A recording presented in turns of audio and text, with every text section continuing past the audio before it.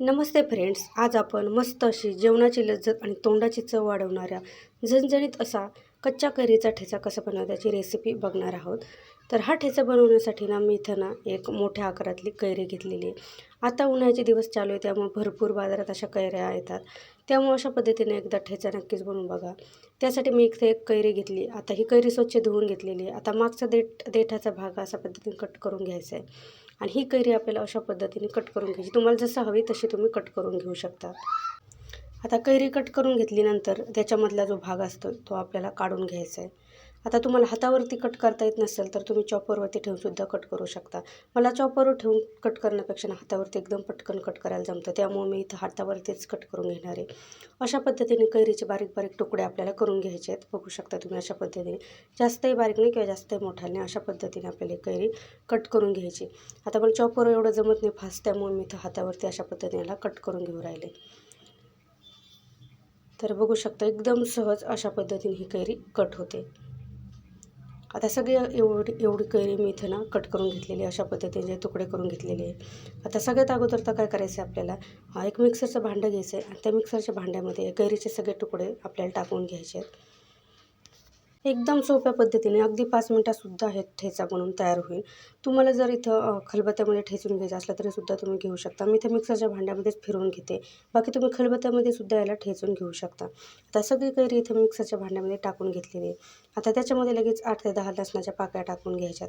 त्यानंतर 2 ते 3 हिरव्या मिरच्यासुद्धा मी टाकून घेतलेल्या. आता तिखटचं प्रमाण तुमच्या आवडीप्रमाणे कमी किंवा जास्त करू शकता किंवा इथं लाल मिरची पावडरसुद्धा वापरू शकता. आता थोडीशी कोथिंबीर आपल्याला देठासकट घ्यायची आणि याच्यामध्ये टाकून घ्यायची. आता लगेच चवीनुसार थोडंसं याच्यामध्ये मीठ टाकून घ्यायचं आहे आणि याला अजिबात पाणी वगैरे काही टाकायचं नाही आहे. पाणी न टाकता मिक्सर फक्त चालू बंद करत त्याला वाटायचं. एक सोबत मिक्सर अजिबात चालवायचं नाही आहे. अशा पद्धतीने चालू बंद करीत जाडसर असं आपल्याला वाटून घ्यायचं आहे. तर बघू शकतो अशा पद्धतीने एकदम जाडसर मी याला वाटून घेतलेले. एकदम छान अशी आपली चटणी दिसून राहिली. अशीसुद्धा खाली तरीसुद्धा एकदम छान अशी लागते. आता ही चटणी लगेच आपल्या एखाद्या वाटीमध्ये किंवा एखाद्या प्लेटीमध्ये काढून घ्यायची आहे. आता छान आणखी चव याची वाढावा त्यासाठी आपल्याला एक तडका द्यायचा आहे. त्यामुळे मी इथे एका मोठ्या वाटीमध्ये किंवा छोट्या वाटीमध्ये काढली तरीसुद्धा चालेल. इथे चटणी काढून घेतलेली आहे.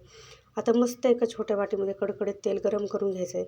तेल गरम झाल्यानंतर लगेच त्याच्यामध्ये थोडीशी मोहरी आणि थोडेसे जिरे टाकून घ्यायचे आहेत. छान मोहरी आणि जिरे तडतडल्यानंतर गरम गरम हे तेल आपल्याला ह्या चटणीवरती टाकून घ्यायचं आहे.